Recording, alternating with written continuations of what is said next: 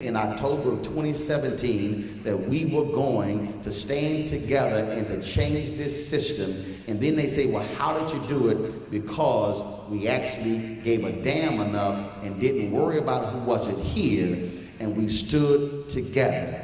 Now it's up to you to decide what you do the day after.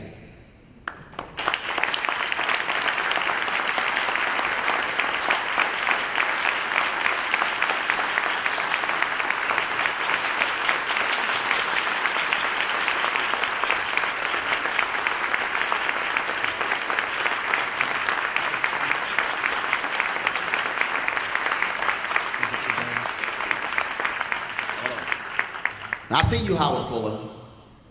Go ahead. Let's give him another round of applause for Roland Martin for his charge, his edict, and his commitment and his passion for having us understand what we have to do, not just now, because now is at this present time we understand the joys, the understanding of the information that we share, but understanding what we do the day after. That's the day that matters the most. And every day thereafter that as well for 364 days till we get back here and share the accomplishments that we've had throughout that year. So again, thank you, Roland, for that powerful keynote. Now, before we close out, I want to make sure we transition this real tight and good, make sure everybody's still here. I'm going to have my good brother, Yusuf, come up here and do a piece. Then after Yusuf does a piece, then we're going to have a closeout comments by the director and founder of BMAC, Sharif El-Mekki. So brother Yusuf come up, and then after that, brother El-Mekki. So give brother Yusuf a round of applause as he comes up to share.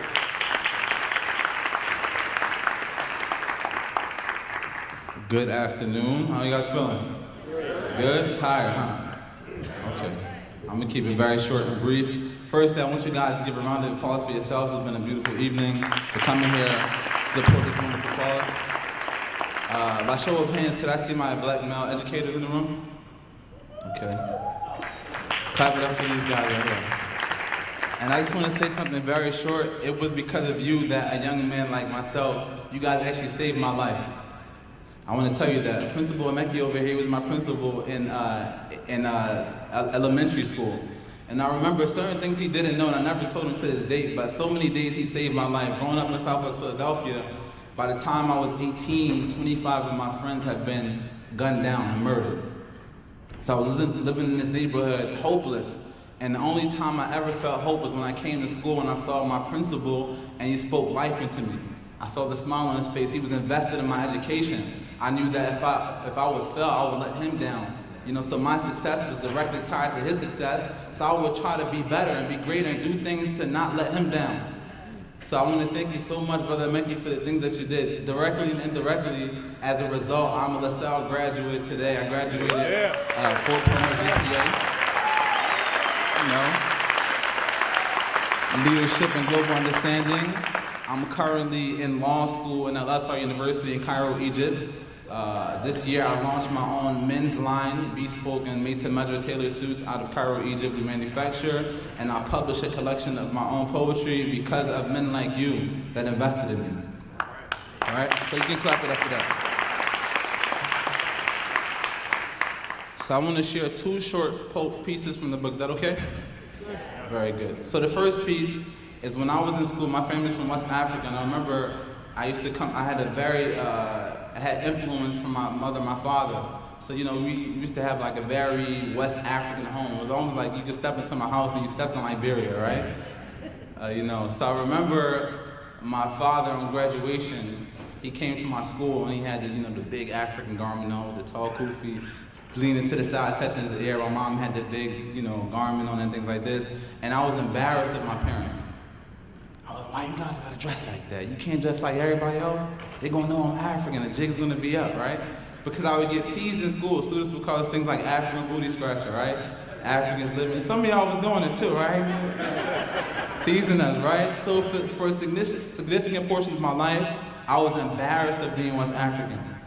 Until I had an educator that told me, don't you know who you are and where you come from? And he forced me to write a poem and do research about West Africa and the kingdoms and the nations, and my father's from the Mandingo tribe. So when my father heard this story, he bust out in laughter. He said, if you knew where you came from, you would not be embarrassed. And my mother cried. She said, I wish you could be raised in your own land so you can see the beauty and the honor and the royalty of your people. So this is a poem I wrote about languages. Language has been a lingering smell swinging the throat of my family since we migrated.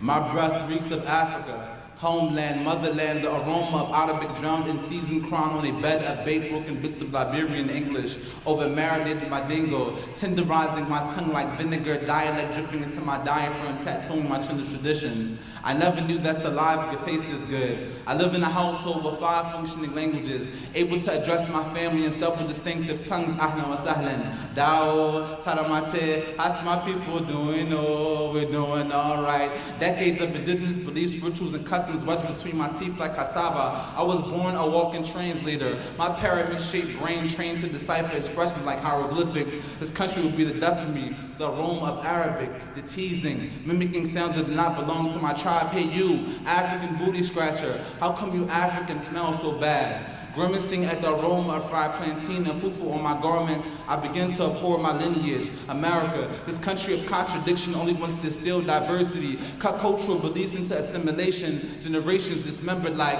ancestral dialects, lost in translation. It's taken me 17 years to appreciate my languages, to admire the articulation of the rhythms of my tongue, tucked under, meshed over, and rolled into collage of linguistics. My languages create a portrait of me, an African harvested plum tree, Ivory Coast coated, smile, black diamond mine eyes with a strut, as if the world was my father's farm, asking, who would I be without my languages, without my culture, without my heritage, without my deen? Hollow, fumbling the sounds of my ancestors, because to lose my language would be to lose my life.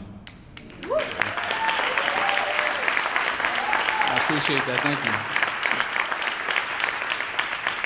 And I'll share one more piece and I'll get out of the way. And this piece was inspired, as I said, I recently moved to Cairo, Egypt a year and a half ago. And I first went to go see the pyramids, and I went to the museum, Egyptian museum, and there was a tour guide. He was 89 years old. He had been giving tours for over 50 years. And he had a PhD in, ancient Egyptian civilization. So he was giving this tour. I was one of the only African Americans there. I think the only one. And there was like some Europeans, some people from Spain and different places. And he was giving a tour of the museum, and he said, well, who built these things? And he turned around and looked at me and said, they did. And my mind was blown. I was like, me? Like, I did this? So right at that moment, I decided to, do some research and learn about my culture, my heritage, and it inspired me to write this book, Woke. And I've learned so many things about ancient Egyptian civilizations and about Africa in general that I wish I would have been taught in school, instead of thinking that we lived in huts and, trees and things like of this nature. So this poem is called Formation. And it was inspired by Beyonce's Formation. The song came out while I was in Egypt, so I wrote a poem for it. They love to see black men in chains. From the transatlantic slave trade to modern day mass incarceration, the old and the new Jim Crow remain. They love the normalization of oppression, the way the system keeps the oppressed so tame. They love when Sam Cooke sings about change.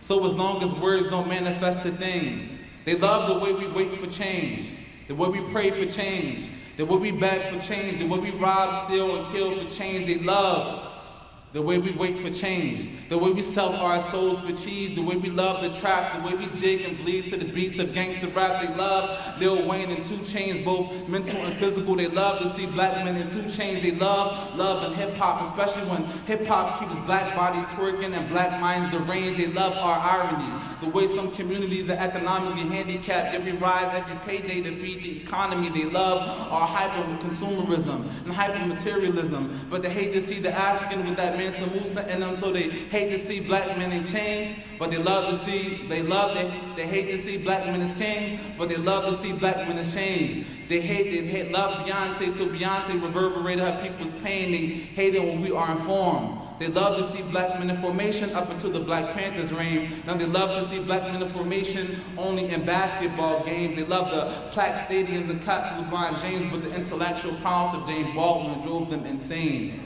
They hate it when we are informed. They hate when our leaders make it plain. They'll probably hate me for this poem. I just hope that you remember my name. They hate the hostility of El Hajj Malik Shabazz, but they love to quote Dr. King. And if you want to hear the rest of the poem, you can get the book. Hey, Wide Awakening. It's my pleasure.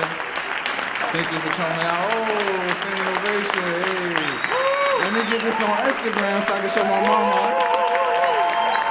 Alright, mama, we made it. Thank you. I appreciate you. Thank you so much. So yeah, please see me at the table, gentlemen. If you would like to get your custom tailored suit, come and holler at me. Make sure you're sharp in that classroom, putting on for the culture, putting on for the city, putting on for the universe, really. Thank you, Brother Mackey. And I have some books left. I have about 30 books. If you're unable to get it, you can visit yusufkroma.com and pick up the book as well. Thank you very much.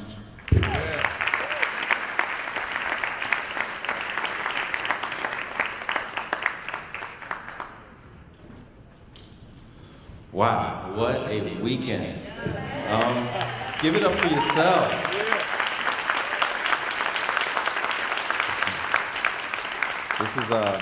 It's just one of those things that every day I'll continue to loop back around to this and remind myself during those toughest times, remind others during their tough times of like what was accomplished and the energy that you brought.